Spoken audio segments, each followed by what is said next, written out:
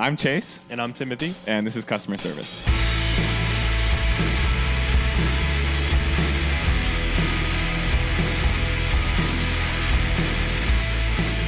All right. Timothy, my boy, how are we doing? We're fine. We've blown a day. Yeah, we have. Yeah, we've blown a day. You know, like you said, nobody can really bullshit like you and I, but that's why we have a podcast and you're listening to it. We have a fun one today. It's been a minute since we've had a guest. Yep. This is the first time we've had a guest and or guests in the new setting, which is now all the pods are done and in person. Out front and in person. We do everything out here. Love the set. I love all of our shit. I like doing it out here. I think it's nice. It's going to look nice to have the guests in there. As you'll see from this episode, the scene was set slightly differently. It's really beautiful.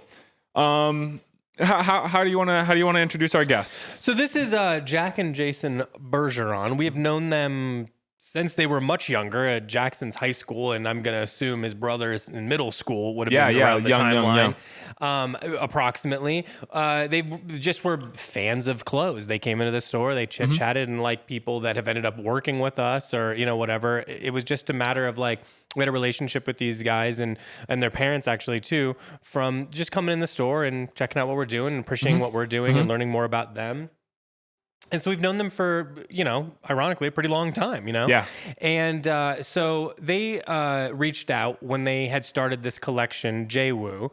And, you know, it was, they were like, look, it's early on. It's new. You know, would you guys be interested? And it was like, I really liked the way they were approaching it and the way they were thinking about it. And I thought, oh, you know what? It might be a cool way to use our platform to also allow them to introduce their brand, you know, and really speak to like everything that they've got going on and the way they're thinking about it and their future and, you know, how they got to where they're at now. So I thought it'd be fun to bring them in on the pod so that you could really learn from them as opposed to us just like putting on for them or just carrying the brand, which we're also going to do, but we wanted to have them speak to it. So luckily they were going to be in town as they're going to be doing a little kind of like Western tour of the U.S., taking their stuff around and, you know, doing the kind of own little pop-ups and things like that. So, you know, they're in the early stages and I think this is one of the most exciting it can be to follow brands when you see like, you know, the genesis to where they end up going, because a lot of times those are light years apart. So, I'm really excited for them. I think what they're doing is super cool. They brought things to have to decorate the set with. They brought the pieces so we could talk to them, and it was really cool to just number one catch up before we even started, but then also you know have them really deep dive into what they're working, how they're thinking about things. So, yeah, it's really cool. Yeah. Two nice young fellas with some good heads on their shoulders. Sure. As you were saying, I was just thinking like, God damn, dude, yeah, we have known them for a long time. It's crazy to think that even like we've known local people who have gone away to college, graduated, and now have a whole separate life, all since even 2020. You know what I mean? And I just think that's crazy. So that was a little shocking to come to that realization. But yeah, it was a lot of fun. The product is dope. The lamps in particular, which I'm sure you'll see as we get to there. I'm really pining over one of those, the ones that was sitting right there. Yeah, it was a lot of fun. Feels good to chat and catch up. And, very mature in its line of thinking and its ethos for two kids that are young and just starting a brand. So totally. They got bright futures ahead, and I hope we can be a part of that. And I like what they're doing. So yeah, let's get into them. We'll kind of snap and then they'll appear. You know? Yeah. Cool. Oh, you actually want to do it?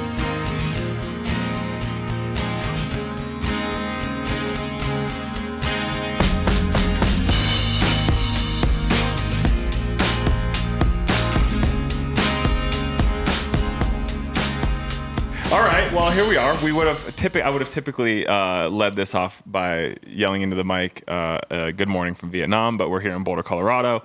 It is, in fact, the afternoon. It's a beautiful day, and we have some guests with us. Why don't you introduce yourselves, Yeah, go ahead, fellas. Hey, well, thank you for having us. Yeah, cheers, awesome. Boys. Yeah. I'm Jason. And I'm Jack.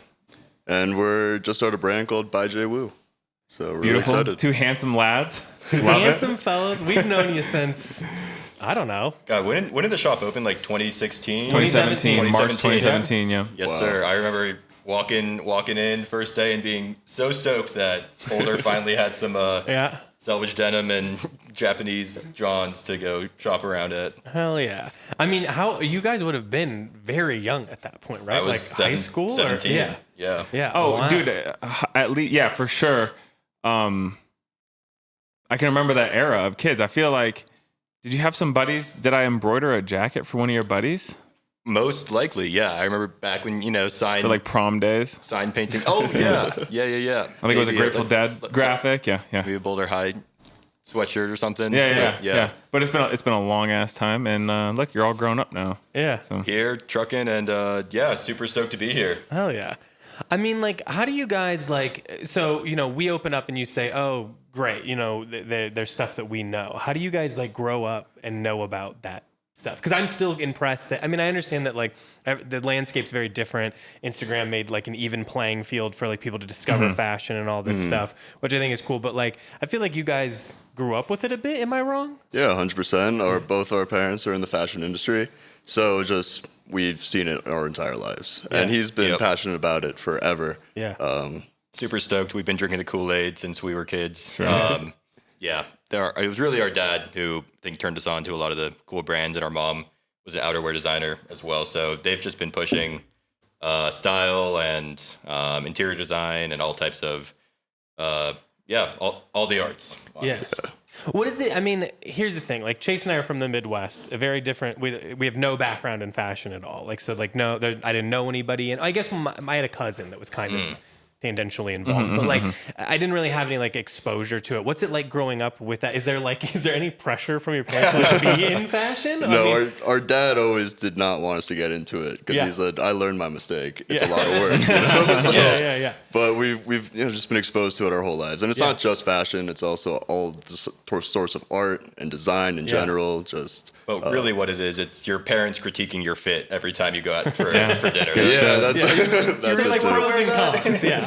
And you're like, okay, well, I actually should probably trust your opinion on this one, I guess. So Yeah. So you're saying that you guys grew up with being exposed to not only fashion but art, all facets. You guys feel like that was just a normal part of your life, huh? Totally. We didn't really realize it until we grew up, of course. But then I started to expose when I went to school and started learning more about design. Started realizing how exposed and how surrounded I was by all this stuff I was learning. Yeah. And it just came full circle.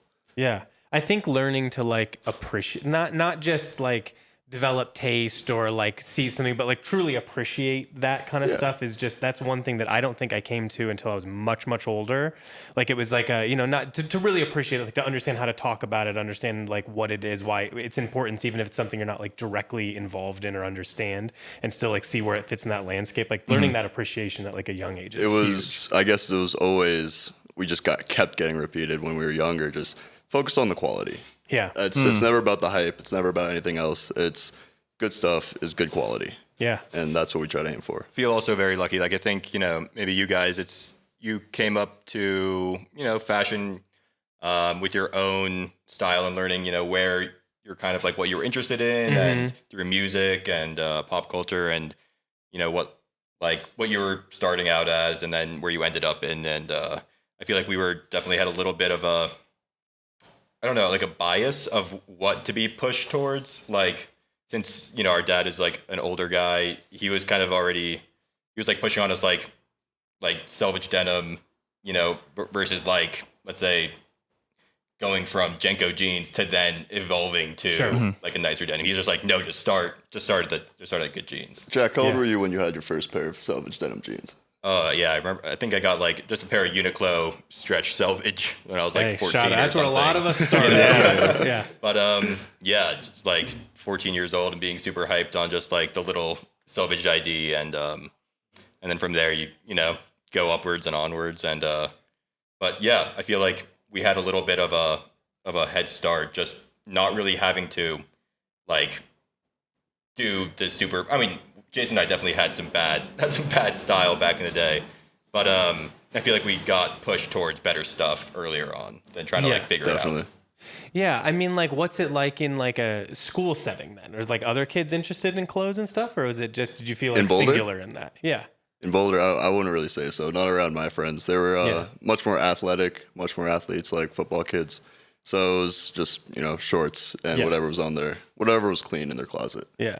I feel like for Boulder being such an athletic town, like a lot of my friends, we started wearing like Volcom and Billabong, Sure. and it was like the naturally. surf, skate, ski wear. And that was like middle school and early high school. But then early high school, you meet everyone else and you try to like, it's a lot of experimentation, right? So then everyone's trying out different stuff. And by the time you're, like junior, senior year, you feel a little bit more confident in yourself and you're willing to then like diverge from the pack.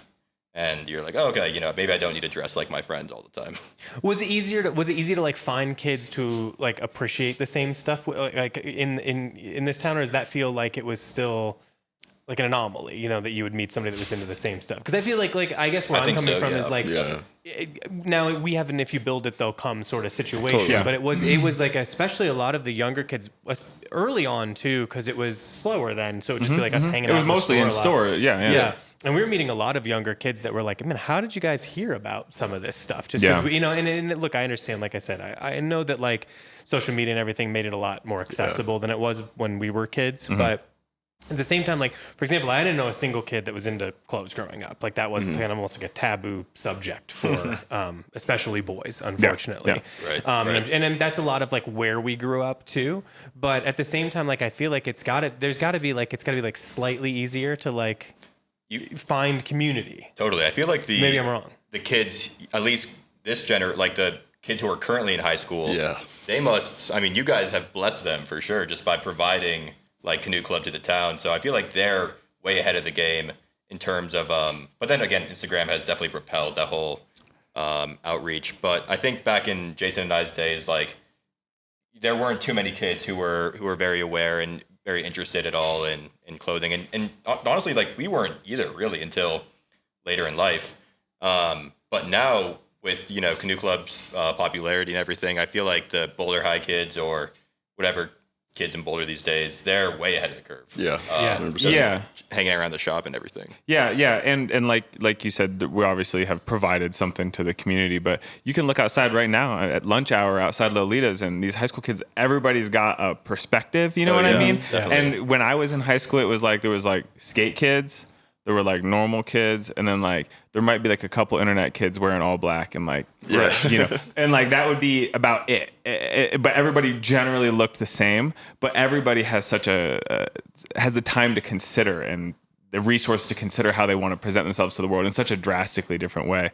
Sick. What do you guys think? You think that's like a net positive for the world, or like are like fashion as a net positive or no? I think that's great. Pros, cons, I think it's great. All these kids are, just finding their individual style nowadays. It's like, sure, it's a lot of it's trends, but there's so many trends out there, even with social media, that people are finding their own niche, and then they're not just doing what everyone else is doing anymore. Yeah. So I think it's great. I think the con though would be that, if like everyone is if everyone is alternative, then nobody's alternative. Yeah, that's also true. Yeah.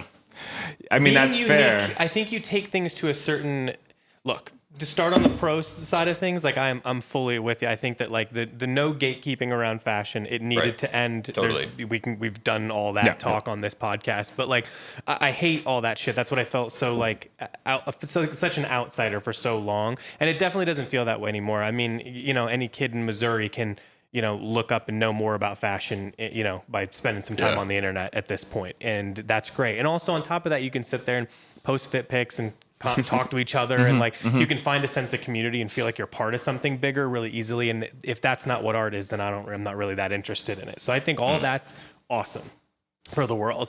And I think that like getting stuff into like younger and younger people's hands specifically, I think also helps it evolve faster. And I also think that like if you like what you're saying, like if those kids get into it now, they're going to do all the experimenting they need to do at the right time. Right. They're going to start to get access and understand like fit and proportion and what I actually care about and what my identity is and how it changes. I think all of that like happening at an earlier age, so you develop like a sophistication around 100% appreciating it, is huge. That being said, I also agree.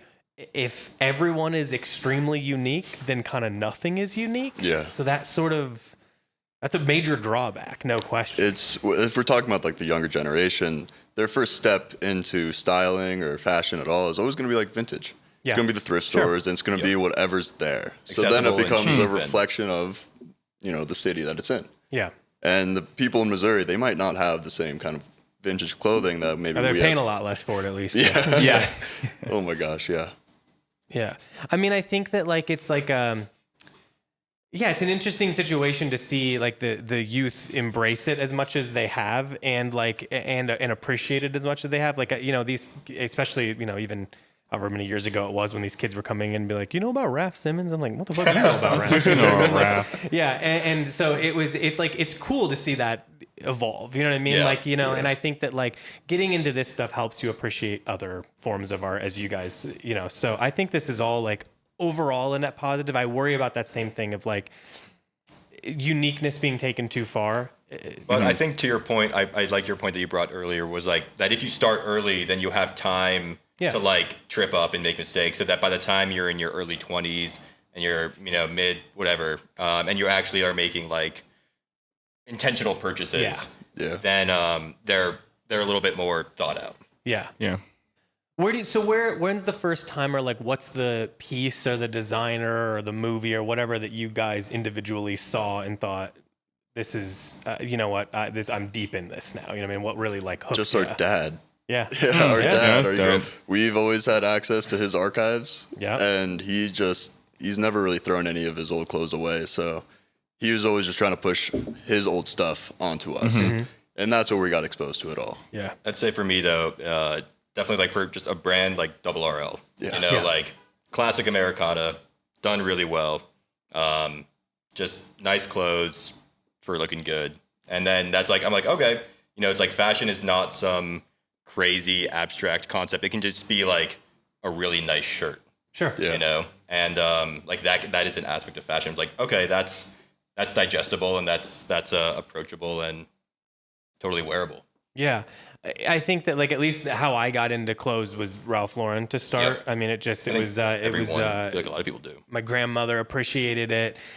She kind of put it on me, like put that in my ear. And it was really more like the Ralph Lauren book, seeing like that it was so much bigger than like a handful of like denim jackets or polos or whatever it was. It was like a whole lifestyle that you could buy into. Yeah. And that sort of completely changed my outlook on what like appreciating or caring about fashion could mean. Because as much as like I really love the idea of like having those one pieces that everyone what I mean, it takes a long time I think to get to that point. You have to like totally. You have to find a wider way to appreciate it. Because if I just go and I try to explain to any person on the street, this is selvage denim, they're gonna go, that's a pair of uncomfortable jeans. And they're not wrong. You know what I mean? Because what you're trying to sell them on at that point is like the experience of wearing them in and they become their own and blah, blah, blah, and where the denim came from. But you can't like start there. That's like, you throw anyone into like a modern museum and say, appreciate this. And they're going to go, I don't get this. I don't feel anything. Right. So I think it's like that's like Ralph Lauren, like gentle leading people into fashion, I think is why he's so universally accepted as one of the best. I mean,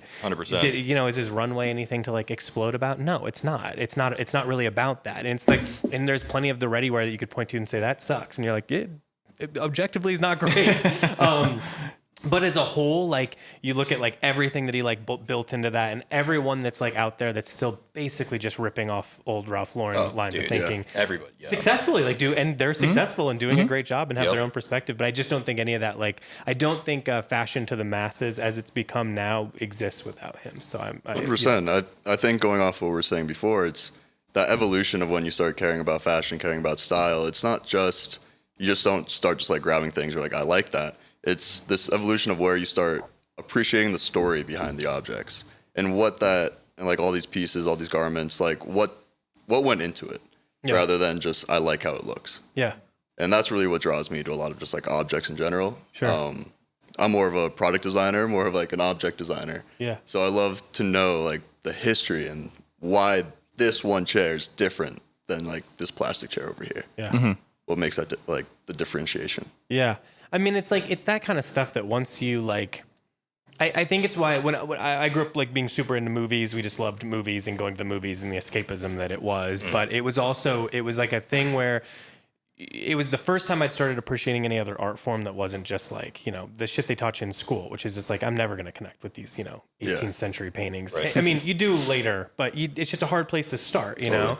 And I think that like, the more you learn to appreciate like cinematography or sound design or acting or whatever it is, the more you appreciate the thing as a whole. Yeah. So I'm with you. As much as I like, that's the Ralph Lauren thing for me. It was like, as soon as you got into the fact that this was like home goods and it was ready to wear and it was this like these mall things that were still like culturally important and its influence inside of like sports and blah, blah, blah. It just felt like, oh, this is like, you can learn to appreciate each part of this and it's going to draw me more into fashion as a whole. Totally. So it really like, I think that like you're saying, like kind of like being into all those little things or learning to appreciate lineage and things like that, it really helps you like things more. It deepens your... Very similarly, you know, like just talking about cinematography and the details, like Wes Anderson, for example, you know, like Wes Anderson is like the Ralph Lauren, let's say, of, I don't know, that's a weird comparison, but in terms of world building, maybe, you know what I mean? And every little detail, and it's all very intentional. And I think that comparison really helps the two cultures kind of align and then, coalesce. Yeah, I think that like when you think about someone like Wes Anderson, who like I think I can have a bit of a love-hate relationship with, depending on what era you're talking about. but I think that like the fact that he's able to do something so specific for so long, and it's at this point I would say like, I don't want to say the masses enjoy Wes Anderson, but I'd say that if you ask 1 out of 10 people, 8 know him at this point. For sure. You know what I mean? Whereas like maybe like if you go back to like, you know, even Royal Tenenbaums, that's not the case. It's probably you're probably down to like 4 or 5 people knowing, you know? So the fact that he's able to keep amassing people while still, like everyone connects with that world building stuff. Totally. I think and that staying like, consistent and yeah, I mean, and you know, if you go to the museum and you look at a painting and you put on the headphones, they're going to tell you all about like everything that led up to that artist's life and what they're doing and why this painting and why it was important at this time. And as soon as you have that stuff, it really opens up your world quite a bit. Context. You know what I mean? Yeah, so that's why I think totally. like learning to do that at a young age, like you guys had the opportunity, was so cool. You know what I mean? It's just so, you know, and everyone's stories are different and important, but like, man, like being able to like start digesting that at a young age, I think is so great. You know what I mean? It just really opens up your world. I think it definitely, it helps when we're trying to, you know, like put out stuff and we want to like, encourage the stuff that we want to buy and stuff that we want to wear in our home, or stuff that we want to wear and stuff that we want to put in our homes. Like, you know, it's all these little details that we're pulling from the stuff that we've been looking at for years. Yeah. To be able to like then put into something that we're proud of. Well, tell me, I mean, a bit, you know, we talk about like story and history, and tell me about yours with this brand. Like where does this start, and, you know, where are we at now? Started with, so I graduated college last summer. You went to CU? I went to Parsons in New York. Oh, hell yeah. So I went there for product design, industrial design, and I started with a lamp, and it was a really cool lamp. It was really dynamic, and it could change form from direct to like indirect lighting. Why a lamp? Why start with a lamp? Lamps for me have always been that one object that in the future, like it's a tabletop manufacturing. Like I can make that in my apartment. I can't make a table or a chair or any of that. I need lots of tools, overhead, all that. So I always thought lighting was very approachable. And so I started with that. And then that product, that my final capstone, it was awesome. I loved it, but it was really complex. And I really just wanted to bring it down and have something that could be enjoyed by a lot of people. There's many brands out there that started making like home goods, like IKEA and the Eames even had these ideas of like making designed objects for the masses at an accessible rate. And that's kind of gone down, like quality objects. So then we just want to try to bring that back, really. Yeah. I mean, I think that's really smart in the sense that like, there's the, I don't know, the very famous, I'm not gonna be able to list a ton of them. This isn't but like, you know, you go through like people that really made a difference inside of design, especially like interior design or home design or however you want to, and they're great. I mean, they're these pieces that you collect, and you know they're still relevant today, and all these things. But you don't hear of as many emerging artists in that category for whatever reason. Which I think it's like buying digestible art. We say this about fashion all the time. You know, with clothes, it really bums me out that fashion doesn't get the like art recognition that like even like a lamp could get. You know, I think fashion will always kind of categorize it a little bit lower, especially when it comes to like everyday wear. You know what I mean? Stuff Totally, that you're yeah. meant to wear a ton. It always gets categorized different as this more like utility. I don't know. They just want it. It feels like people want it to digest it differently. Yeah. And it bums me out because I think like, oh, like buying a piece like this is made, we can get into it in a minute, but Yeah. it's made in limited numbers. It's made by two people that I'm talking to right in front of me that have a specific point of view, have a specific upbringing, have a specific like reason they're at the place that they're at right now making this item and why this needs to exist. Yeah. So that's kind of to me what buying art. I mean, if you know, it's what buying art is. So what's the difference other than you made X amount of these? But in a lot of cases with the brands we're dealing with, and I'm sure in your case, it's not like there's not thousands. Right. Yeah. You know, so you're still made in limited quantity, and there's something to like buying and appreciating art in that way. Doesn't need to just be buying like a $50,000 painting. It can be buying like a $300 lamp or whatever the hell. I don't know the prices, so I apologize if I'm way off. But like I'm saying, like I think that like there's something to be said for emerging artists in that category, and there's no real good place to understand like if the curation is good. I mean, maybe if you live in New York or something, you have a little bit more access to that. But on the whole, people don't have access to like well curated, smart home items that have, like it just doesn't feel as 100%. I don't know. Stuff. Yeah. And it's like there's this evolution. Like I feel like in furniture, let's say, Design Within Reach has been selling the same designs for the past 80 years. Yeah. And what they do now is they might just like change color. Yeah. And they're like, that's new. But it's hard to see like that real new staple pieces that are going to be evolving for the next 80 years. Yeah. And something that can just reside as like a timeless object. And when it comes to clothing as well, it's like, I'm not so familiar, but fashion's always evolving. It has seasons, and you're not going to see like the exact same jacket that they've been just manufacturing exactly the same for the past like 100 years. Yeah. So, yeah, that's why we like want to tap into these designed objects. We want to make these things made to last. Yeah. We want everyone to have these for their grandkids to have, and something that is accessible to everyone. That's a designed object that's not made of just plastic, that's not going to break down, but then you can actually pass on. Yeah. I mean, I think that like, predominantly that probably happens through buying like vintage, or at least for me, that's how it's been, as it's like, because I love interiors. My wife used to work in that field specifically. And, we loved learning about that world of like, mostly through vintage. And that's like what started to connect me, especially because I'm a big lamp guy myself. I love low lighting and a lot of it. And it really, like we've talked about it on the pod, but like it is like a nice ritualistic approach to like setting the mood via lighting before doing things. Or, Totally. we say with scent a lot, like, cause we sell it, but that's like a big thing where if you're like really intentional with thinking like, oh, I'm going to like pick a scent that I want, because there's a certain mood happening, or the same thing with lighting and all these things.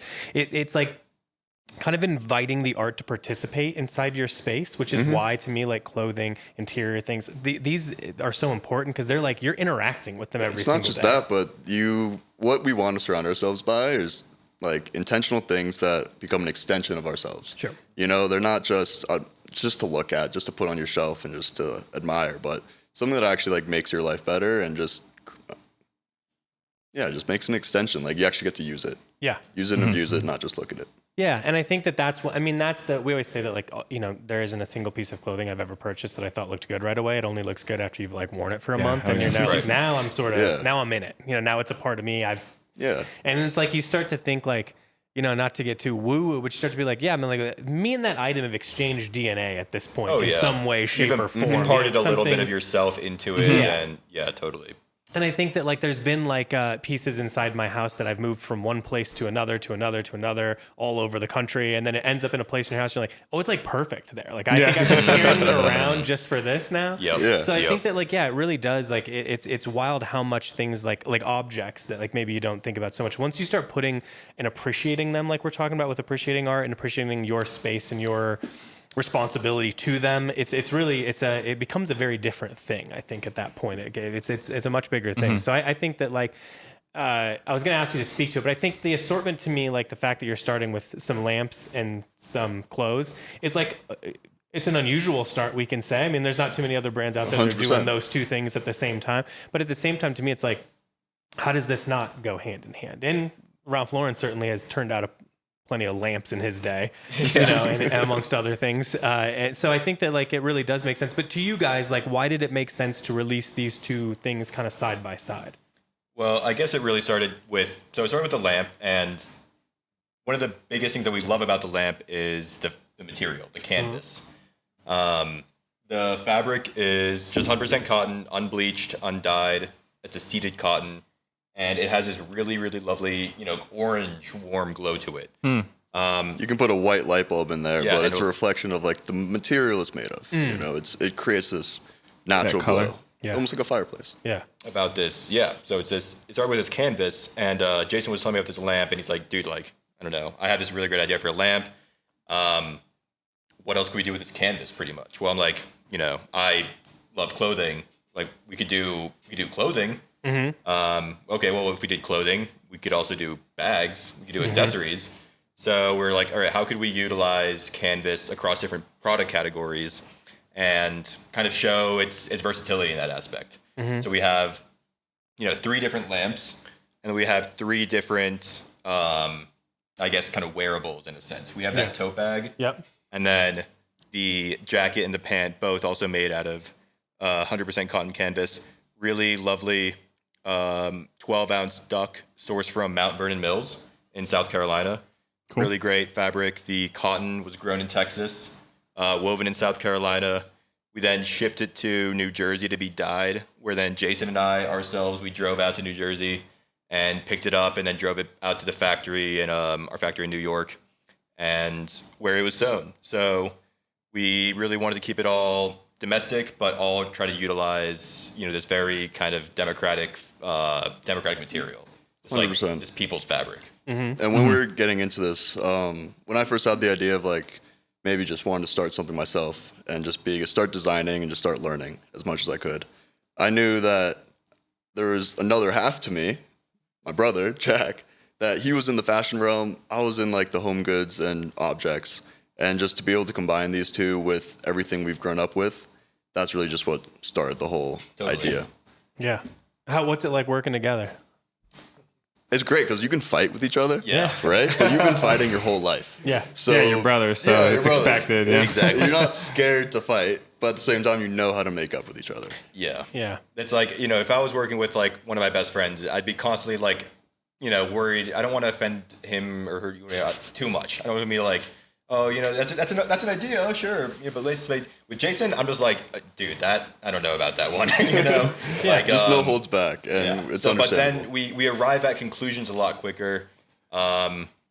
We always end up finding a compromise. It's been really great. Yeah, definitely. I get the question a lot because our creative director is my wife, and it's like a very, there's a different switch that turns on when we come here. Do you know what I mean? Like I'd say just because I know you guys both so well, because we'll walk in and it's like car is one thing, you come in here and then it does just switch and just switch. Yeah. That's why I do feel like we need to go to a secondary look. I don't think I could do it at home because I can't switch that often. But if we come in here, there's just an easy switch. And like you're saying, it's like, well, I know all of her subtleties, so I know if she's pulling a punch or she's not talking straight. Totally. Because we've known each other for eons.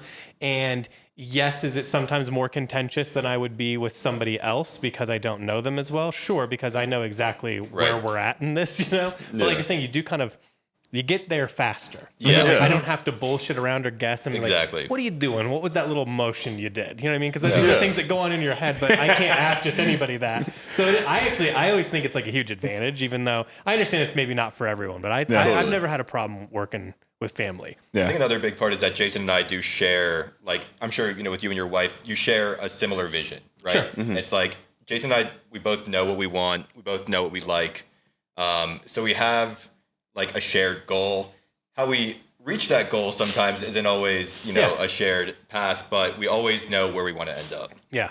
I mean, let me ask you this. What's the sort of connective tissue? Like, as you grow this, what is the thing? Is it the canvas? The canvas always stays, or democratic fabrics, like you're saying? Or like, what do you think that sort of like brand ethos will be as you continue to expand what you're doing?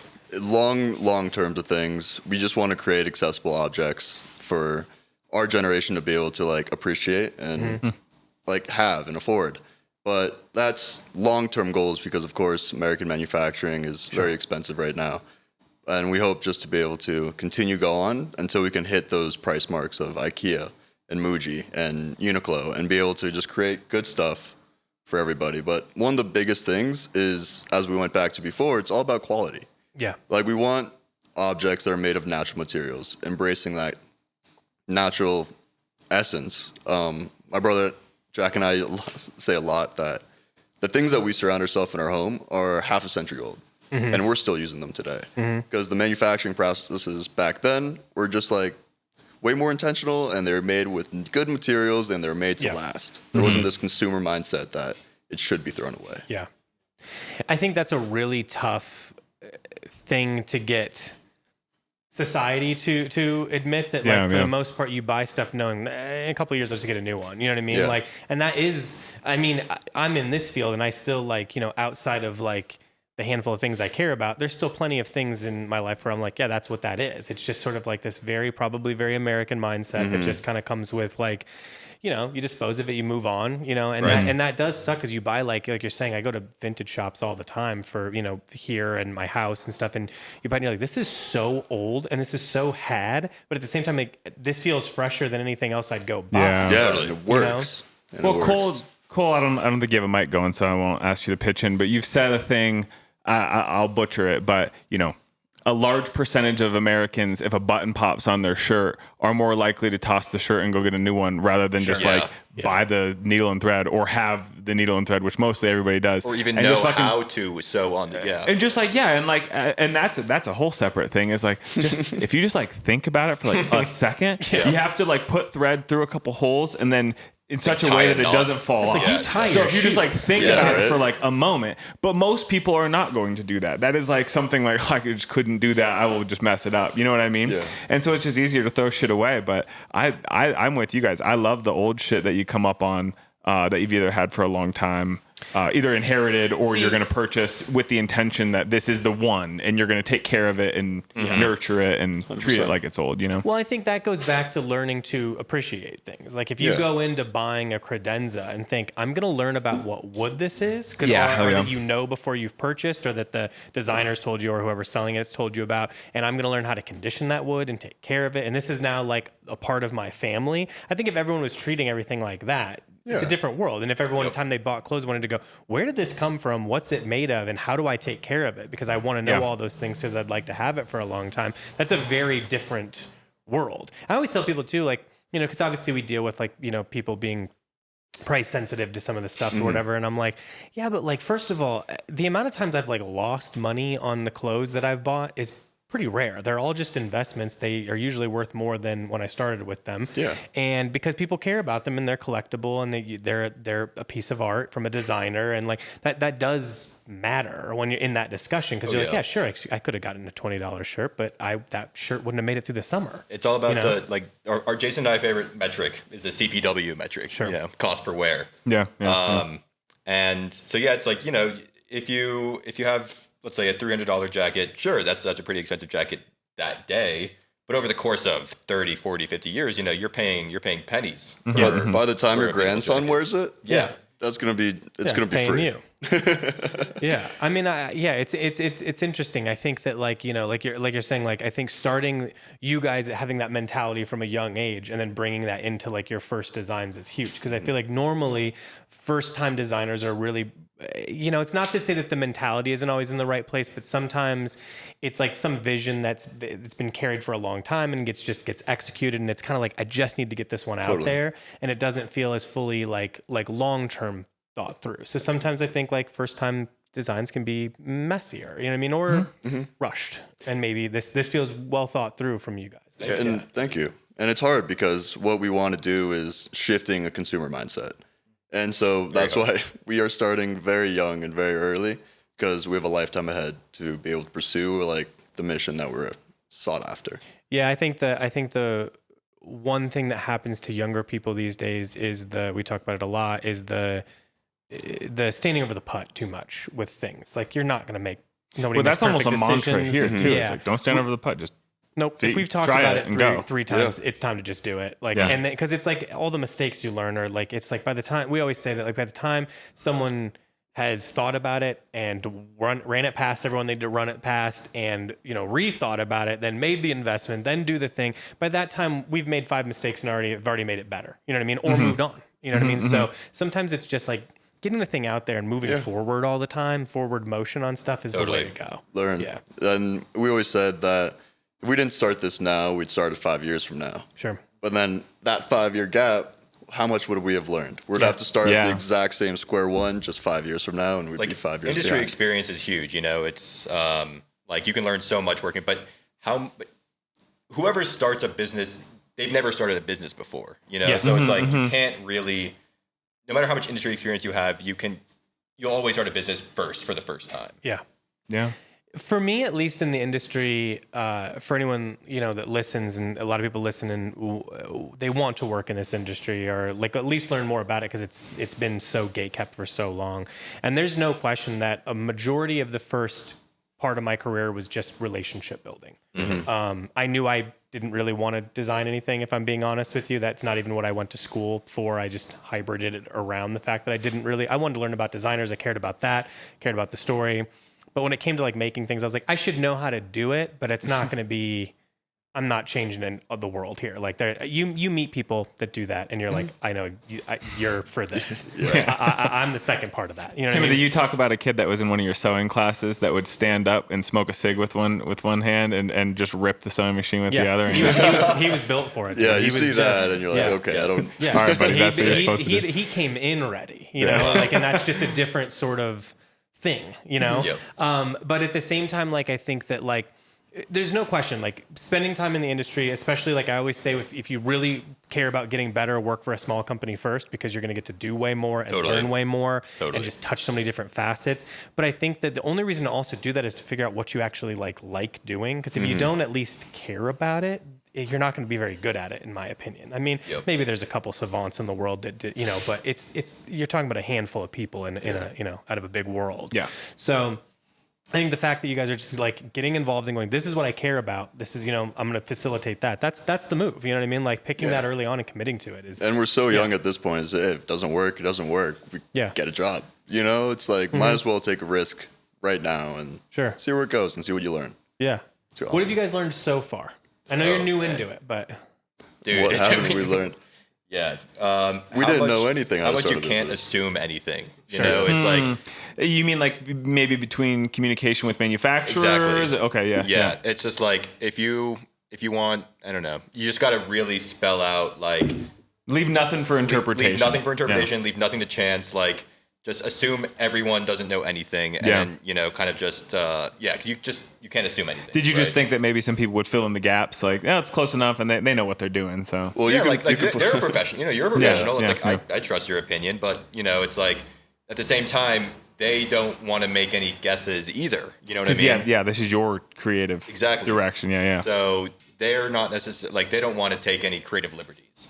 So it's really just being very like cut and dry, very clear about what needs to happen, about what you want done. Yeah, you learn so quickly in this industry how much.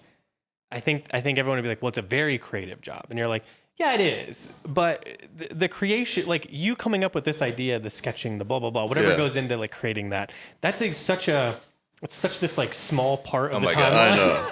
And then the rest of it, I'd say the creativity comes in how fast can you make decisions and stick to them and have them be right in the, like, what are your instincts? Exactly. And I think that you only gain that by like doing it a lot. I don't think there's any other version that's correct. Like the only reason I can make decisions fast is because I've had to make that decision, a version of it before. You know, so I can like adapt quickly. So as much as some of that's experience, I think it's also just intuition. Like, you know what I mean?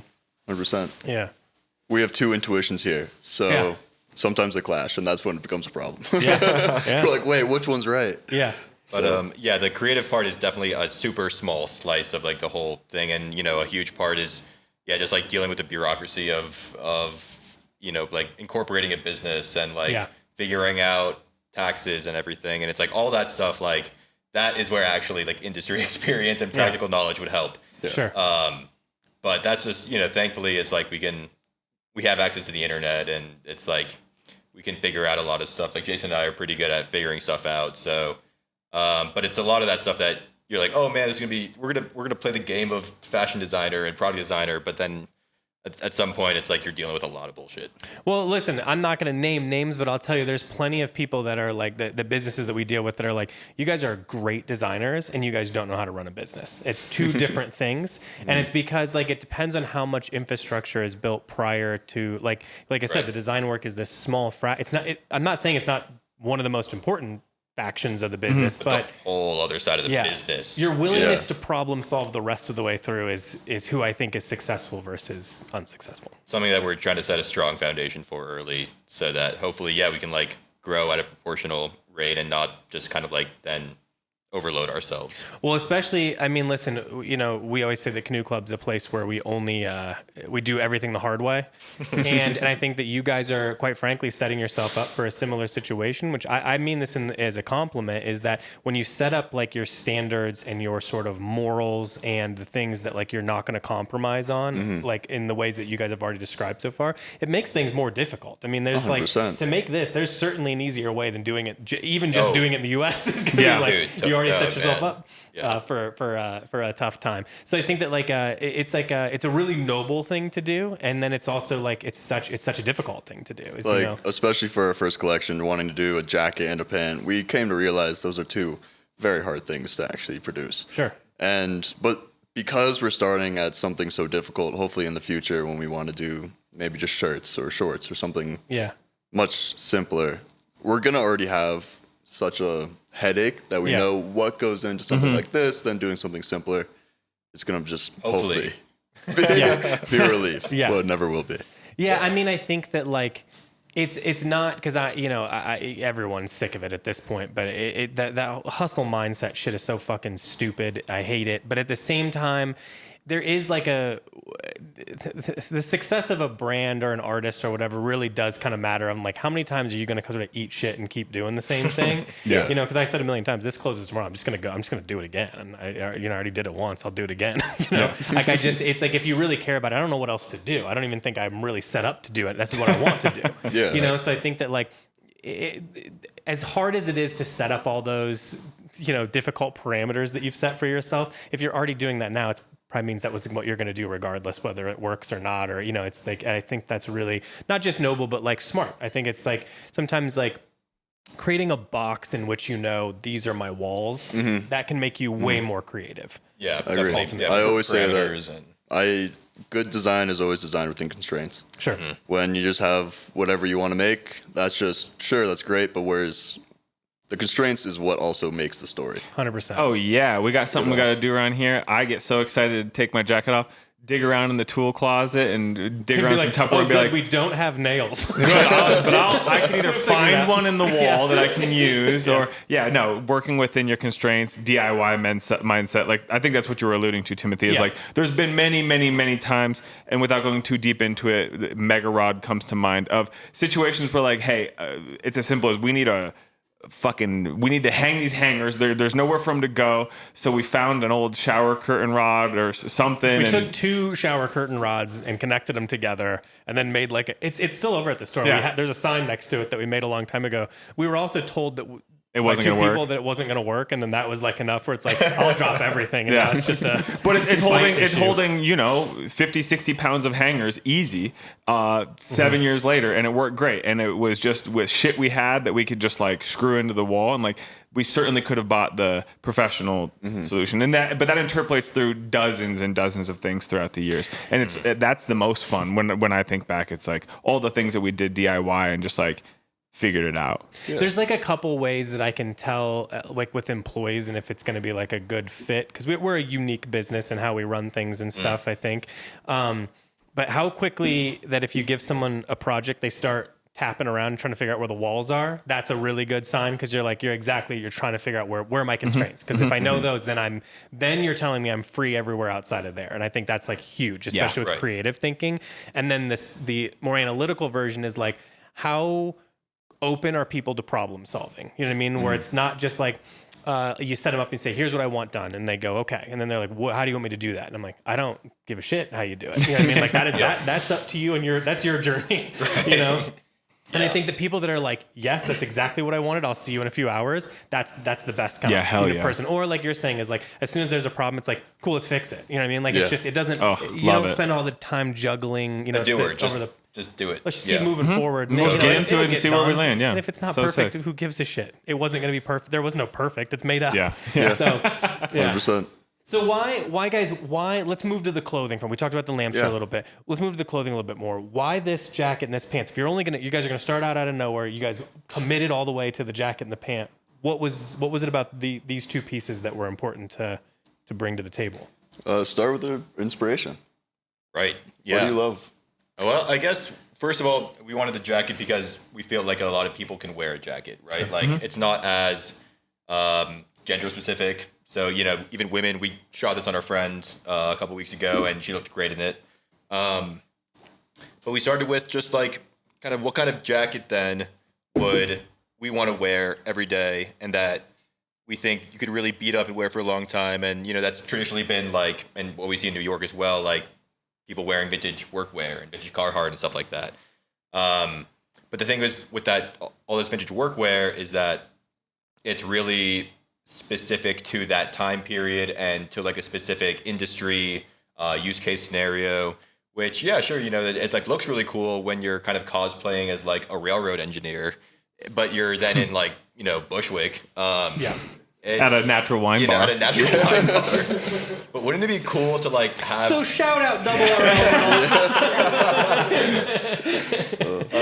Yeah, but wouldn't it be cool to like have like something more kind of, I guess, that fits like this more specific, you know, use case, being in the city, and being able to apply this like kind of workwear mentality, but to a modern context and just more applicable use case scenarios. Well, it's like if you're not innovating, this can sometimes be the problem too. People that worship vintage too much Repro's gets like, to the point where it's like, that's great, Repro's great, I understand that it's all good, whatever world you want to live in. I'm a huge nerd. Good shit, I'm a huge nerd. I love nerding out on Repro.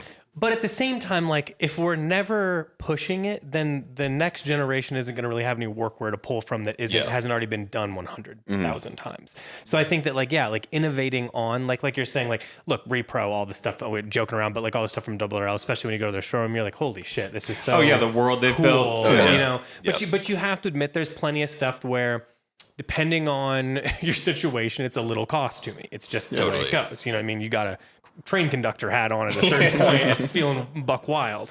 But I think that like trying to innovate on something and saying like, how do I actually maybe simplify this or make it new without putting like a fucking phone charger in it or something is, you know, important. We don't want to get like, you know, too techie with it. It's like, we're not like doing technical wear. We still want it to be, you know, like a natural cotton canvas. Cotton canvas is, you know, duck canvas is naturally water resistant, super abrasive resistant.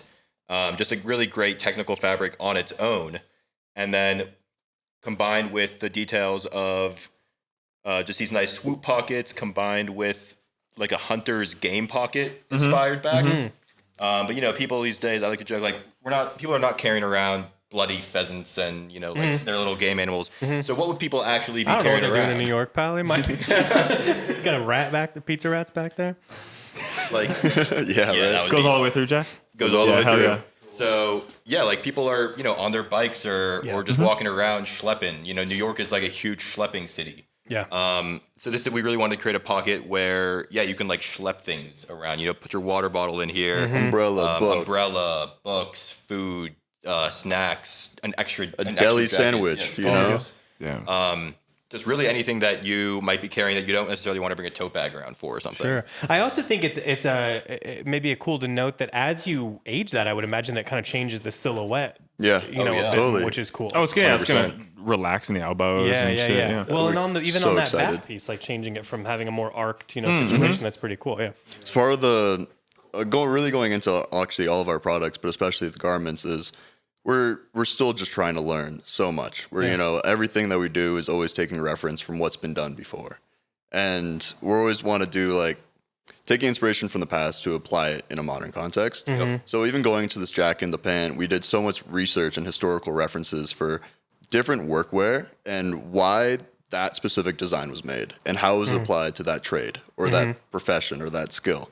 So how could we take that? Because, you know, all these people, they love wearing the vintage clothing nowadays, but it's for the wrong context, right? It works for living life, but it wasn't designed for that scenario. Yeah. So how can we design a garment or a workwear or just life wear in general that is designed for just today, where people aren't working all the time, but they are in the city. They are versatile. They're going out, but they're going to the bars, but they're also like working and being creative. Yeah. So what about the fit on it? I've noticed it seems a little bit more like maybe like cropped than even like a Detroit jacket or something like that. Like what was the thinking with that? It's a nice like trucker jacket, kind of inspired shape. Really, you know, I feel like a lot of, again, we don't want to be too trendy, but like guys definitely are leaning more comfortable with wearing shorter jackets. Yeah. So Jason and I both love to wear shorter jackets, and just in terms of the actual mobility aspect, like a shorter jacket was designed to be more mobile when you're sitting down.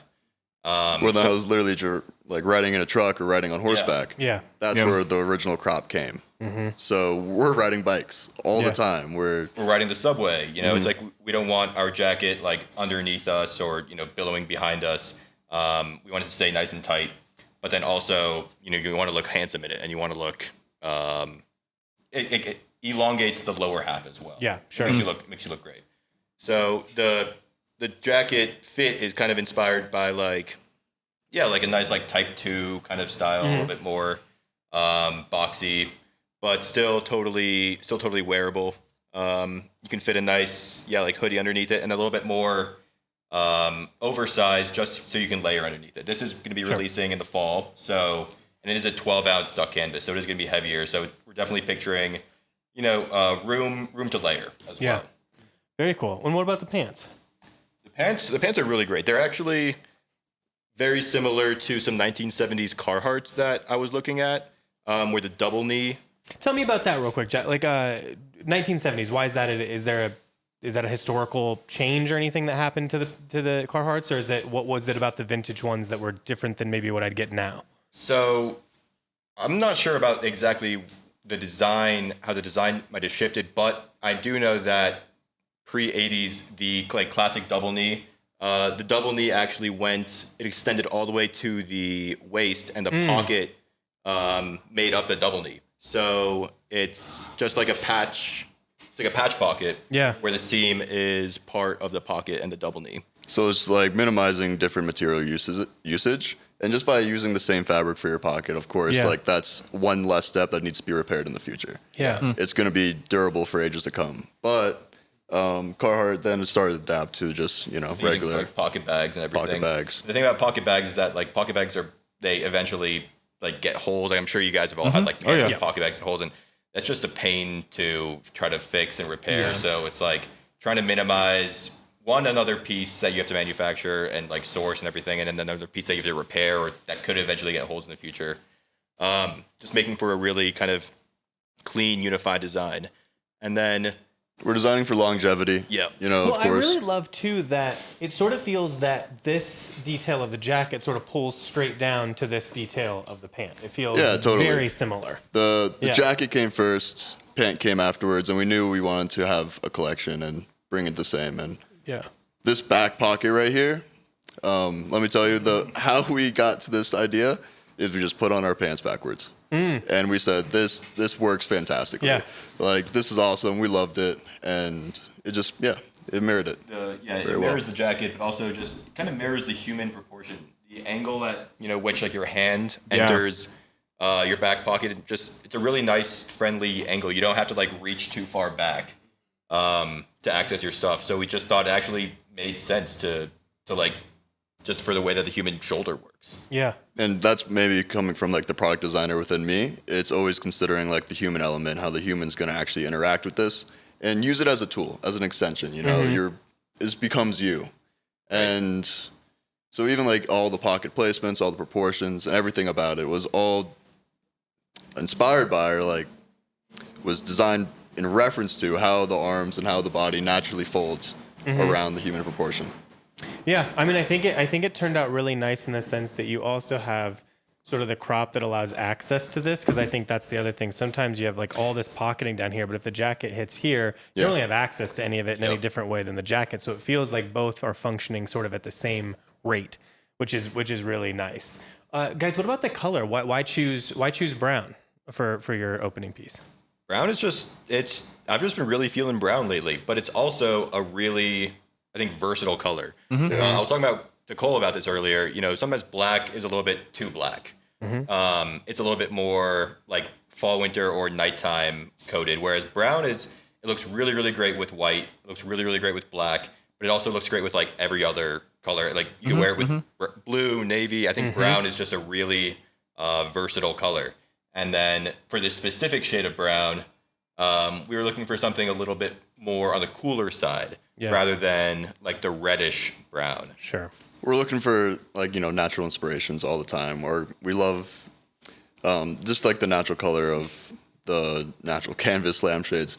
And how can we like represent that into like a brown as well? Just like looking at something like soil, especially in the fall, winter time. How can we reflect what we love about that into a color? Interesting.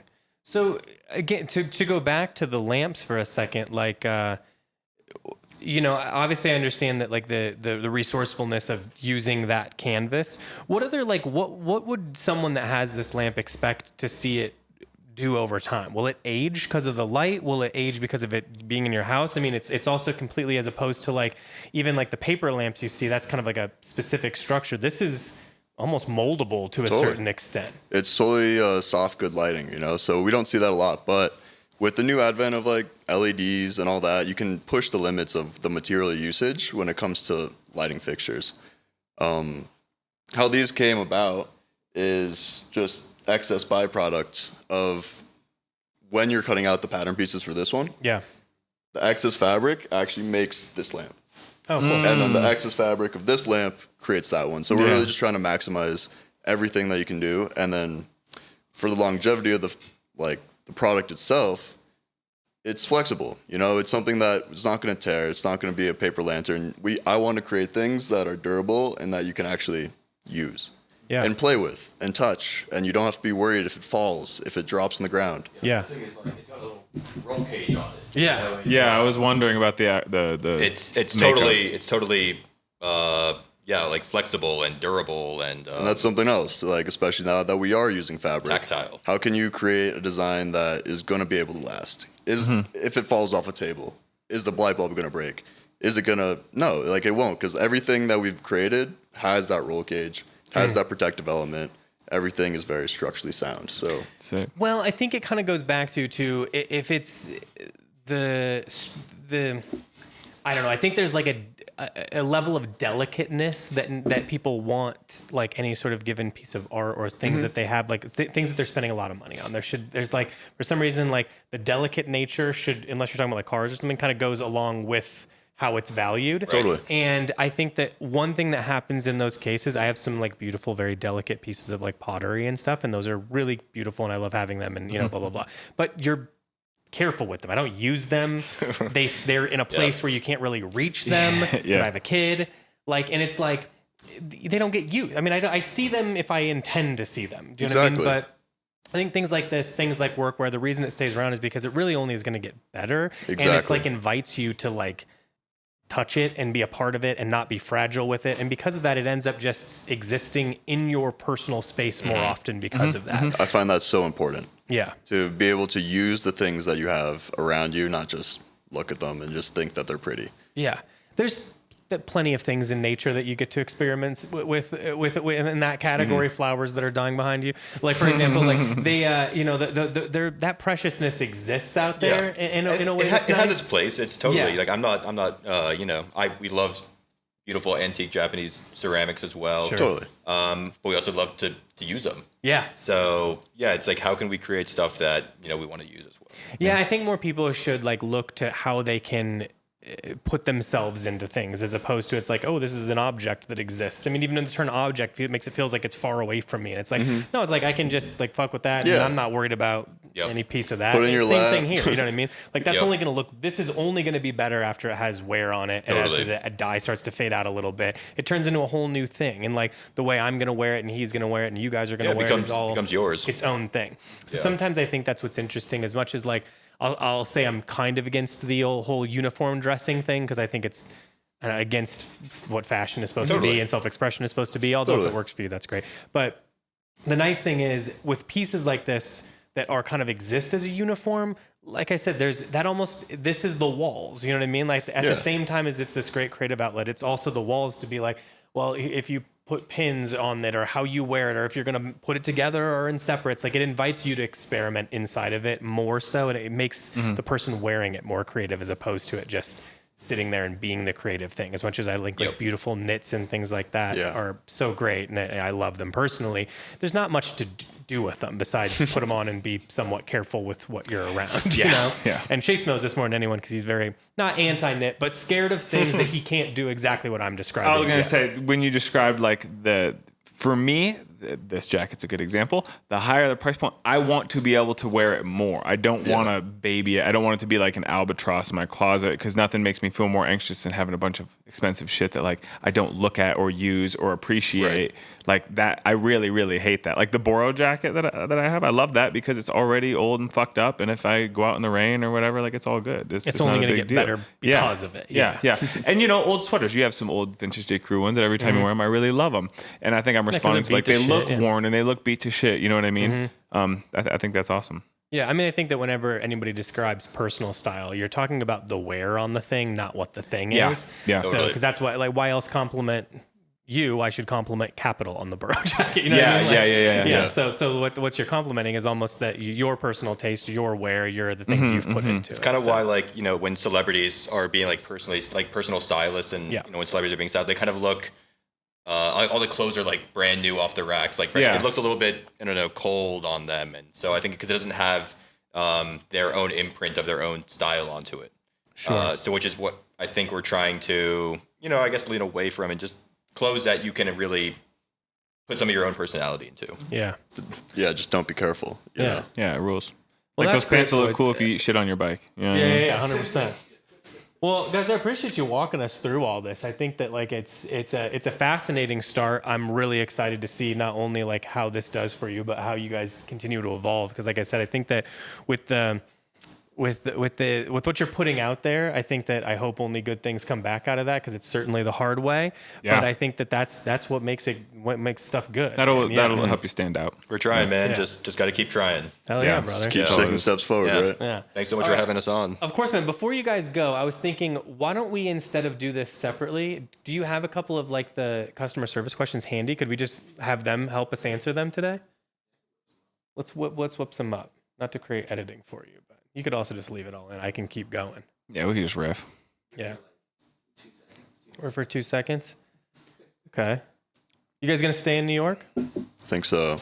For a while. Yeah, for a good while. I said like personally, I want to do the rest of my 20s in New York, and then when I'm 30, like I don't know, see where I'm at. Yeah, New York's where it all is. So it's the only place that we can have all this stuff manufactured 10 minutes away from. Don't know about manufacturing here yet, but if there's any secret factories, I don't know, in Arvada or something, like here's gonna be dicey, I think. Yeah. Maybe LA. I got a guy for machines. Canada. I could. Oh yeah, we do. My boy out here, guy. machines. Looking for vintage machines. I've got a plug on that. Yeah. But no real manufacturing. I don't think. Yeah. Ready, Coley? Okay, let's hit it. So just, I don't know if you guys listen or not. So we usually try to answer a few customer service questions. This is basically just like user submitted questions that we've gotten throughout the years that they can be very specific and they can be very broad. I don't know what he's. Sick. Which style icon, fictional or real, are you secretly trying to channel sometimes? I can go one off rip. So this is a super pretentious answer, but I actually rewatched it last night because we wrote orally, and I was thinking about it anyway. And then, oddly enough, I showed you a picture today that like one of the bags that was big on the runway. It's got to be ripped from this movie. So one of my favorite movies of all time is Eric Romero's A Summer's Tale. So I rewatched it. It's like on Amazon right now. It's kind of some of this stuff's kind of hard to find normally. If you're interested, I also think it's one of the better fashion movies, even though it's like very like subtle, like early '90s. But all that shit that everyone's trying to dress like now, it's all this. Yeah. I saw that on the Sundance channel in my bedroom at my parents' house when I was a kid. and I think it was channel 150, 152. No, 151 was it. 152 was IFC at the time. And I just immediately loved it. I mean, everything is like very French and very like chill. So it's like, it's a bunch of like vintage Levi's 501s, you know, so, but it's all, but it's like, it's the era of like the white and black Levi's being like the popular thing. He's got these things broken and perfect. He's wearing cropped V-neck, like black sweaters with nothing underneath them. Tight. He's got like big curly hair, and he's like, you gotta see the movie, and then all the girls are dressed so fucking cool. But this whole like chic thing, this like clean girl aesthetic shit, this is all just from this world. Yeah. You know what I mean? It kind of, in my mind, I don't know if it started there, but that's certainly like the picture perfect version of it. So I forget his character's name off the top of my head, but that's who I would just, that guy I'm still trying to, doing like the, you know, very laid back, but still wearing like a lot of black stuff is very, yeah. Go ahead, boys. I am not into the fashion scene that hard, so I couldn't even say where I pull my style from. But you know, I'm into products, so I could probably pull that where I really get inspiration from. And I think it's just heavily this designer called Hans Wagner. He's a famous furniture designer and from Danish furniture designer. And he just made all like 500 chairs, and I love them all. And it's always like very human centered. So I think I'll go along with that. Okay. Love that. Jace, you go. Well, Timo, do you have anything? Because I figured, oh shit, I'm sure I've got an answer for this, but I don't. Multiple? No, do you have anything for me? Can you think of anything that You want me to describe you know me where well? you get your fashion You know me inspiration well. from? I like the first half in Place Beyond the Pines, but I'll never look like Ryan Gosling, be that ripped, or ride a dirt bike. But I do think he looks But you think awfully like cool. essence-wise. Essence-wise, I think it's so freaking cool. Yeah. That was the first thing I thought of. But I don't think I dress like that at all. But I think the essence of like very like, he's very self-assured and Well, you've always said, and I think it's like a fine answer, an interesting answer, is that like you pull most of your fashion inspiration from the communities that you participate inside of. So from your peers, which I think is, you know, I feel like nobody ever wants to say that, to be honest with you. Like they want it to be like from, like they want a pretentious answer like I just gave. But like, I think that like, that is it. I mean, a lot of the information you're getting, I mean, you guys live in New York. A lot of the information you're getting is from who you see around. I mean, Yeah, I mean, it was skateboarding videos growing up. Sure. It influenced me, gave me some information. You say some inspiration, but I would say if I close my eyes, I think like old skate culture is very much how you still dress. I would agree. It's certainly influencing silhouette based and color based and shit. Movement based. Yeah, movement based in case I got to move quickly one way or actually, another. 100%. Actually, going off that, I think the style that I actually think about the most often is adapting to the 21st century right now. I've been doing parkour for 12 years. So all the style of the parkour athletes right now is you wear what you can also train in, but also live in.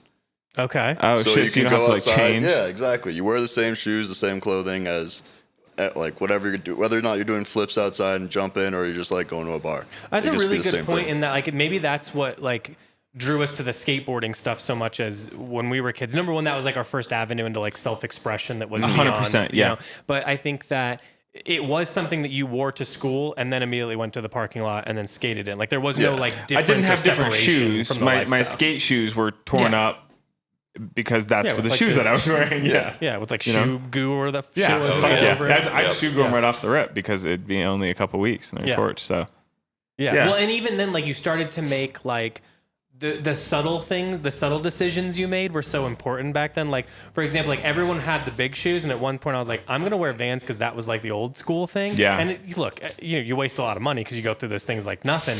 But at the same time, like I still predominantly wear like black canvas shoes, and that's exclusively from skateboarding and stuff growing 100%. up. And it was like that was acceptable at the music scenes and shit we went to. So now I could carry it into whatever life I was in with no problem. Well, I was gonna say we'd go to shows, and there's a fella in the Cleveland scene that would wear like a Type 3 and like a Ralph Lauren chambray underneath. And I was like, all right, well, that's that. That's how I'd like to dress. Yeah. It resonated with me, and like you said, to wear it in class or going to a show or fucking grocery store, or whatever. It's the same thing all the way around. So yeah. Jack, How do we do? Do we get? Okay, We give you some time. Yeah, I'm thinking like I'm gonna go with overall essence and vibe inspiration. That's I want to be like part like Chicken Joe and Mowgli from like Chicken Joe from Surf's Up. But then Okay. also like Dog Days and then Edna That Mode. movie was important to a younger generation it's like just the other day they were telling me that they liked a bee movie. The movie about bees. yeah, Joe was saying. Fire. What is going? That was not a well reviewed movie. Fire. It was so. No, it was such a throwaway. So good. Not So Jerry good. Seinfeld's worst work, but but I think that like it is weird that like certain movies just that I'm not aware of just really Was hit it like for early the youth. DreamWorks or early Pixar or 100%. something? Yeah, just like they were all bangers. We can all Every resonate single one with of them. Chicken Joe though. Yeah. Yeah. Chicken. What movie is this? Surf's Up. Surfs Up With the penguins? Yeah, dude. See, I've never seen it, but I know the penguin imagery. So good. Yeah. So good. Yeah, Chicken Joe, just ultimate, relaxed, just, takes the gold cup at the biggest surfing competition in Pangu Island, and that's my vibe. I thought I knew a lot about Eric Romero. I didn't know the Surf's Up. That's tight. Yeah, I mean, I think that like it is funny that like when you start to think about like what you're actually emulating, like the vibe and essence thing is probably first. Yeah. Then you make the clothes around whatever that personality is to a certain degree. It's like, how can I feel comfortable like that guy, looks, Yeah. like. Well, because that's the thing. Like, I don't know who Chicken Joe is, but let's just put anybody that's got like a real relaxed vibe. That's not who I am internally, as much as I might want to be that. So, like, I can't dress like somebody. Like You're that. right, That you're would be not. crazy because that's too far away from Like, my let's own go personality. like Spicoli, right? Like, Yeah. like ultimate chiller, but like, I will never be Spicoli. Yeah. We all think we can take a piece of him, but the reality is it's fractions. Cannot live up to that. Yeah. What else we got? Let's do one more. Are we okay on time? Yeah, we're good. Great. You kind of touched on this too, Timbo. And I'm curious. I feel like I know you two, of course, but I'm curious about Jack and Jason. Yeah. You can only wear one pair of shoes for a year. What's going to be that pair? That's a good question. Because I feel like even the ones we always answer, we've never committed to one. We always say like it's like a barrage of. I might just throw these guys on right now. Yeah. The Aurora? The Auroras. Yeah. I love these things. I just like wear them all the time. Fall, winter, spring, summer. They go with everything. And they're comfortable as hell. Yeah. What do you do? A black one? I did the black one. You do a black over a brown on a shoe normally? You like a brown. I like a brown, but I think a brown lends more to like a daytime. I don't know. Yeah, I think I do more black shoes. I don't think I actually have any brown shoes. I have one pair of brown shoes, like a pair You of and I are Merrells. aligned on this that I think that there's daytime clothes and nighttime clothes. And I don't play a ton in the nighttime clothes area. You're more of a Well, no. I'm gonna say I don't have them. I am all. It all technically is nighttime clothes. Sure. But I don't wear them at night. At night, I'm yeah, not going yeah. out. Right, I have right, like right. a 6-year-old, so like I'm in by 7. But I think that like I agree. There's just clothes where I can tell you right away if that's a nighttime or a daytime thing. totally And I don't even know if I have a good explanation Like- for it. It's like a feeling. light wash jeans versus dark wash jeans. Like I don't feel as comfortable wearing light wash jeans in the nighttime. I Yeah. mean, I'm only wearing light wash jeans. I don't even have other stuff. I got a pair of black jeans. Yeah. That's it. It's occasional. Yeah. You're more of a light Maybe I watch am more of jeans, a yeah. daytime guy. I don't know. I'm gonna have to go home and look in the mirror. Yeah. Yeah. All right. Yeah, I don't have a good answer for that. I'll tell you, I do parkour. The parkour community just wears Reeboks a lot Well, interesting. Why Reeboks? because they got a really nice cushion on their heel. So Oh. when you're taking like a 15-foot drop onto concrete, you're just not gonna bruise your foot every single Yeah. time. What's the highest you can fall from and be fine? Oh, probably 15 feet. 15 feet. That's solid. That's a basketball hoop and a half. Yeah. When I That's think quick boy about math. here's how I measured height. When we were a kid, we would go to this thing. I think we've talked about it on the podcast. It was I vaguely know what Pine you're Lake. Yeah. It was yeah. a like loose lake in like rural Indiana that you'd had. I only ever went there on like a bus full of kids I didn't know. Yeah. And when you got there, there's nothing. There was like a couple water slides, but one you could never use because like a kid like died on it because there was like a nail sticking out and he hit his head. Anyway. Okay. I don't know if he got it. Anyway. Yeah, whatever. because my friend got himself on the shoulder on it. Anyway, they closed it down. But there was this much safer thing where it was Indiana. just loose platforms. Yeah. One was 30, one was 20, one was 10 that you could jump off of. Yeah. And in my mind, I think like, well, fuck, the 20 was already scary enough to fall off. So you're only taking 5 feet off that. So if I hung off that, could I drop? And that seems rough. To the ground. Yeah. Yeah. I don't know. What is that? That's 12 feet?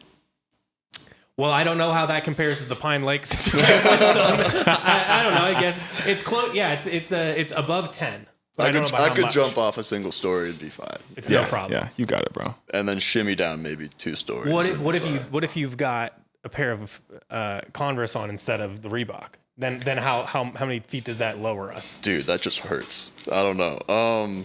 You just do it and deal with the pain. Yeah, you just have to deal with the pain, You can or just still like do it, it's just- spread it out immediately. Okay. You know, I know like one of my really good friends, he just trains barefoot, and he's been training barefoot his entire career. Yeah, and he's really, really good. He'll take that drop barefoot. Is his feet gross though? You think? They're probably like really strong. I don't know. Yeah, but like Yeah, that was my dirty? other choice. Was either Reeboks or just being barefoot. Yeah, That's fair. barefoot's a solid answer. I would say that like that. I love. I'd like to say I'm still seeking out some Vibram 5 fingers. So if Jesus somebody Christ. has a plug, I'd like you to email me. I'd like to get a pair. So thank you. I will. What do you think? Those are available. Those are around. You don't need a plug on 5 fingers. Timbo. You want them to be free. Yeah. So you think Don Vibram's listening to this podcast right now, thinking Don, if you're listening, he wants 5 fingers. The I'm a old 10. ones. I'm a US 10. I'll take them in a neutral color. And You know, Neutral color. I just Nude. saw some the other Skin day tone with they're the German trainers. Yeah. On top, but then they just have 5 toes. It's a 5-finger gat. damn. 5-toe gat. So like the outline of the fingers is there. No. Like they have like the Vibram toes or whatever. Yeah. So but then it has like the gat like kind of suede little The gray, upper the thing. upper right on top. So hey, that could be the middle ground right there. I'm telling you. That's twisted. Timbo, I'll buy you those. what's your year-round shoe? This is the tough thing because I don't wear that many different shoes, but like it would be tough to commit to one and one only. I think it's probably just black Converse because it's what I've always worn. High tops. The 70, yeah. Or if they could be a little wider, that's obviously the dream. Yeah. But like, that's probably it. Why not the low tops? I'd never been a low top like for example, that's what Vans Authentics were Yeah, for. that's what I was Yeah, about right. to say. So I'm like like, those just go low Vans at that top, point. these a high top, and I've never, sure. but I've never had a half cab. I've never I've never had a low top Converse. Half cabs are tight. The Hender Scheme half cabs. Those are sick. Nice. I don't know. This is the only high top I own, kind of period. Besides like a pair of boots. Yeah. I'm low and everywhere else, but I can't Yeah. imagine this is a low for some reason. Yeah. Yeah. Well, Fair enough. I think that would be it. Yeah. That makes sense. I could Respect. be, you know what I mean? Like it's like I could be convinced into other things, but like I No, think but they're that's- versatile. That's They the thing work. I've had forever, and like Yeah. I don't ever want to not have it. It's either that or like a Birkenstock. You name Yeah. which. Yeah. That's the other thing. If I could wear Birkenstocks every day without getting blisters, I'd love that. Oh, you Yeah, get the dog. blisters in them? See, I'm lucky. I don't have any issues. Some people say that they like hurt the arches. Or is that you? A new pair will hurt my right arch in particular. Interesting. But I think that thing's collapsed or mostly. Yeah, I've somehow just been Collapsing. okay in them all these Yeah. years, but yeah. Easy. What did you already say something? 5 fingers? Wallabies. It'd be silly for me to say anything else. Wallabies. Wallaby boot in maple suede. Wallabies in literally any suede. These would be. Kind of a new thing for you within the past couple of years. Now, in the past, I'd had getting into raw denim and shit was around the era that everybody was buying Clark's desert boots. So at that era, there were 2 tiers. There was the $60 version you could get from the Clark's outlet, which I did when I worked at the Levi's outlet in Aurora, Ohio.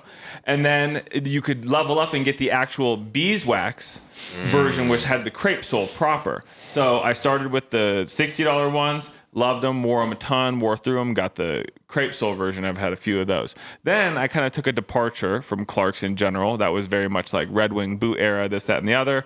I've had a couple here and there in the past, but for the last year, we had a Clark's rep send us wallabies, the low wallabies in maple suede. And we just happened to like go to Japan like a month later. It was last March. And so I wore those, and then that was that. And now I would say 5 days out of the week I'm wearing wallabies, and as time goes on, more and more I'm wearing just Wallabies. So Yep. I got these boots in the maple suede and black, and the lows in a couple different colors, and I have the Gore-Tex Wallabies, which are sick. respect. And those are really nice for winter. So it's just my thing, and I feel comfortable in them. Well, you wore the para boot for a long time. That's basically kind of It's the more or same. less the same thing. Yeah. It's a silhouette that I feel comfortable in. But I will say at this point, if I were to wear a pair of Vans or something for the day, my feet and legs feel much more fatigued. The Wallabies agree with me anatomically. It's very noticeable. And the listeners of the pod will know, but I have shitty ass ankles, and I torched my shit in Japan two Octobers ago, and I never really got on top of that injury. So this one in particular is pretty The rough. injury was also from stepping off a curb. Yeah, I was moving out of the way to get out of the way of a bike and just fully Cook your shit. fully over. But the thing is, that's one of many of the exact same injury that has happened. Skateboarding, soccer. The injury it's a repeated injury on both ankles, my right one in particular. But so it's both physical necessity, but also a preference in how they look, and they just kind of hit the sweet spot. So I've said before in the past, I'm a Doc only guy. You know, Doc Martens. I was only wearing Docs for a couple years, and this You're that, and leaving the other. out your like maybe 1.5 year dance with sneakers too. Well, I've played the song and dance with sneakers. I've gotten 3 pairs of Solomons. I've tried them. It doesn't work for me.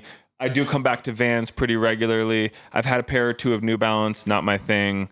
Nikes. But I've had Nikes. I had a pair of Dunks. I had the St. John Dunks. I bought them off StockX. Wow. I obsessed, dude. You guys could never know the amount of turmoil that he went through to buy. And the thing is, I'm always talking about what I want, and the next thing I'm going to get, and those Dunks were it. So I've done it. I've experimented.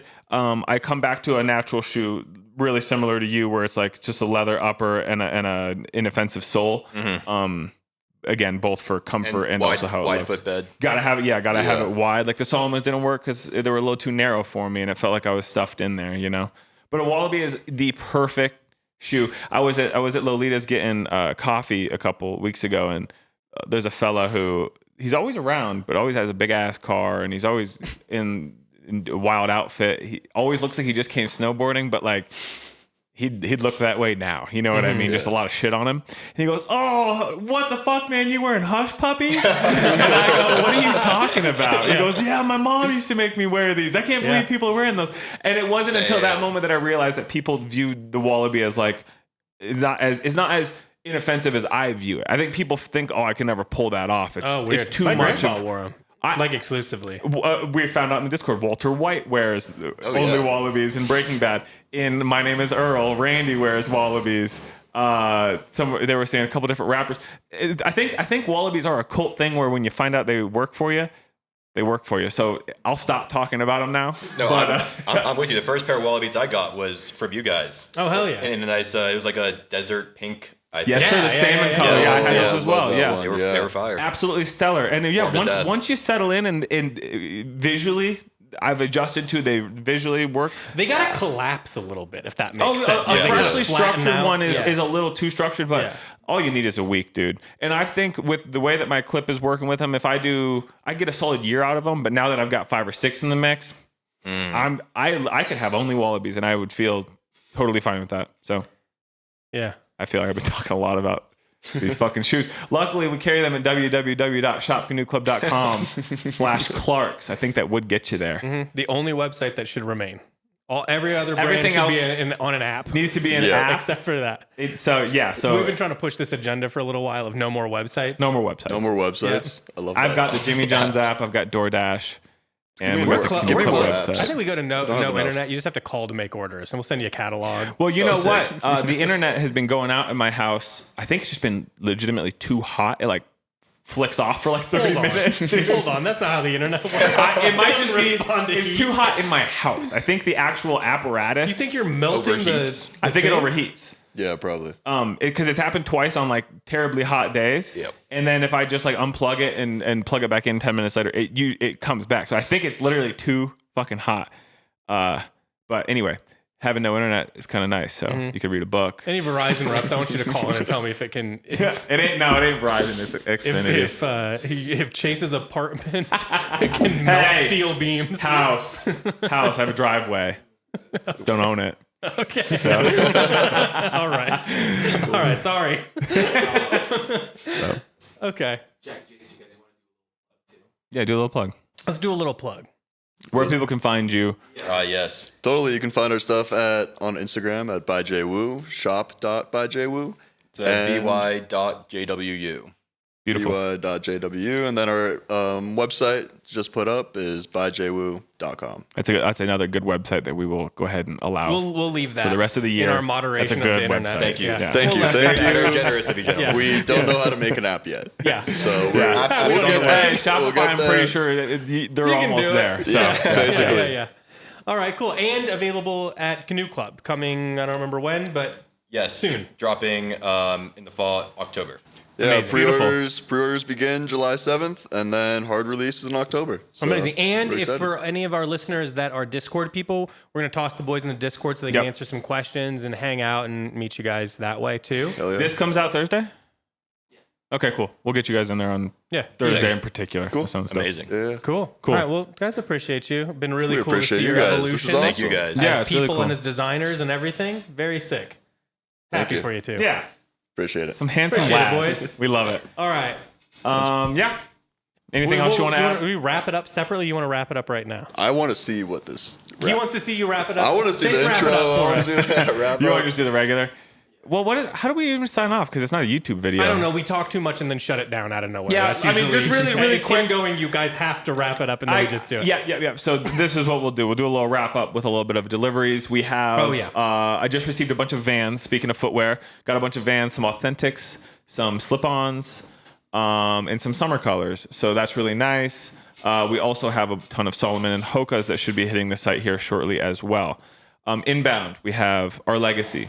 We have our first shipment for fall winter 25 of our Legacy. That is, last I checked, clearing customs in Germany. So hopefully we're hoping for a speedy process with that. But if the history is a marker, customs will rat fuck us for a couple more days. So our Legacy is getting released. Capital, we got 5 boxes or so of Capital last week. That's partially online. Rest of it to go online shortly after. There's one other thing. Oh, last night I received a restock of CDG perfume. So a lot of the heavy hitters were in there. And then a new scent. New one, yeah. So there's a new scent. It's 10. There's 71, 53. 10 is the third one. This is a nice scent. Timbo, you said it smells like something, but I don't know what. Do you know what it is? Has it come to you yet? Because I thought maybe you had a scent memory. No, I mean, I did, but I couldn't come up Wait, with Cole, what did you say something too? What did is you it? say? Say it and I'll relay it. I'm going to get close. Prada, Luna Rosa, Carbon Black. Oh, I wanted him to mess it up and then.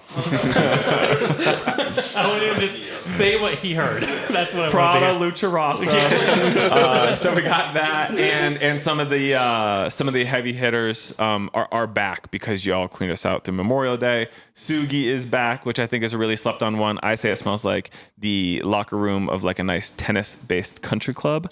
I think it smells really crisp and bougie. It smells luxurious. What else, Cole? What were some other ones? Just real quick, if you don't mind. Oh, sunscreen's back. Perfect time for summer. That one's fun. It comes in the packaging is really cute, and I in particular like that. Oh, yep. Cool. Cole is relaying me. We also Big got a bunch of refresh sunglasses. Mac Pidian, Native Sons, all the stuff. Shady So, characters. yeah, Yep. shady Yep. characters. Yeah. So those are online. Is that not it? Shady character. It sounded like you said shitty character. Shitty character. Fuck them. You're really just ripping. So those are online.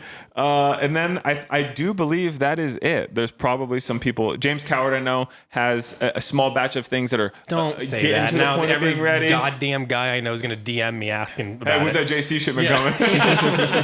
JC on the way because I'm really looking for that replica Just jacket. every once, like, because I don't do a ton of Instagram. Every once in a while, I peel over there and I look at all the request things. I'm like, Jesus Christ, guys. Yeah. Well, just email us. When's that James Coward coming? When are you guys going to run back the French blue kit?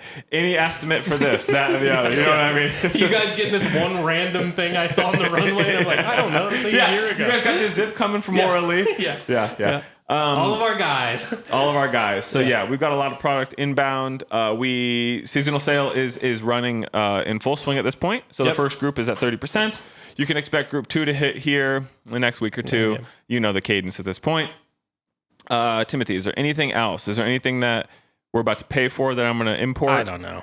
I don't have anything in my inbox outstanding. Probably yes, but we're in the middle of like, it's like market week, you know what I mean? So it's like, I've got so many emails in my inbox. It's too much. Yeah.